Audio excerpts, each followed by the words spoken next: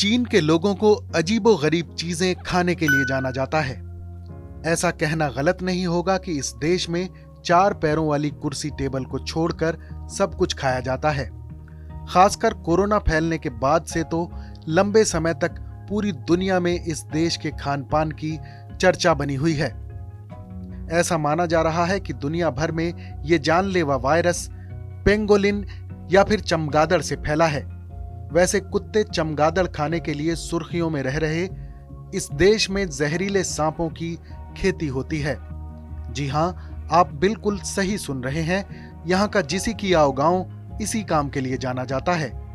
जिसिकियाओ में king cobra, wiper और rattle snake जैसे एक से बढ़कर एक जहरीले सांप पैदा किए जाते हैं। चीन में हजारों सालों से परंपरागत चिकित्सा पर यकीन किया जाता रहा है। इस चिकित्सा के तहत जंगली जानवरों और पेड़ पौधों से किसी भी बीमारी के इलाज की दवा बनाई जा सकती है। सांप से स्किन डिजीज के इलाज का सबसे पहला जिक्र सन 100 AD में मिला है।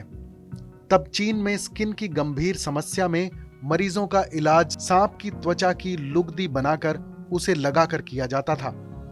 स्किन की बीमारियों से बढ़ते बढ़ते सांप को गंभीर बीमारियों जैसे कैंसर में भी इस्तेमाल किया जाने लगा। ऐसे ही सांप का जहर दिल के मरीज को दिया जाता है। ऐसा माना जाता है कि सांप से तैयार दवा शराब पीने से पहले ली जाए तो लीवर पर शराब का असर नहीं होता है और पीने वाला हरदम स्वस्थ रहता है। दवा के लिए सांपों के उपयोग को इसी बात से समझ सकते हैं कि साल 1918 में फैले स्पेनिश फ्लू के दौरान चीन में सांप के तेल से इसके इलाज का दावा किया गया। जल्दी ही ये बात पूरी दुनिया में फैल गई और चीन के व्यापारी भारी मात्रा में सांप के तेलों की सप्लाई करने लगे। बाद में ये दावा गलत साबित हुआ और यहां तक बात चली गई कि चीन के लोग सांप के तेल के नाम पर नकली चीजें बेचा करते थे।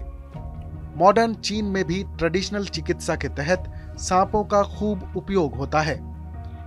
यही वजह है कि चीन के जिसिकियाओ गांव में बाकायदा सांपों की पैदावार शुरू हो गई, ठीक उसी तरह जैसे किसान अनाज उगाते हैं। जिसिकियाओ गांव चूंकि चीन में लगभग 90% तक सांपों की जरूरत पूरा करता है, इसलिए इसे स्नेक विलेज या सांपों का गांव भी कहते हैं। साल 1980 से यहां यह काम शुरू हुआ और जल्द ही पूरी आबादी यही करने लगी। इससे पहले यहां के किसान जूट और कपास की खेती किया करते थे, लेकिन यह काम उन्हें ज्यादा फायदेमंद लगा। ग्लोबल टाइम्स की एक रिपोर्ट के मुताबिक गांव में अभी लगभग 170 परिवार हैं जो हर साल 30 लाख से ज्यादा सांपों की पैदावार करते हैं। इस खबर पर अपनी राय जरूर बताएं। देश और दुनिया की तमाम बड़ी खबरों के लिए देखते रहें TV9 भारतवर्ष डिजिटल।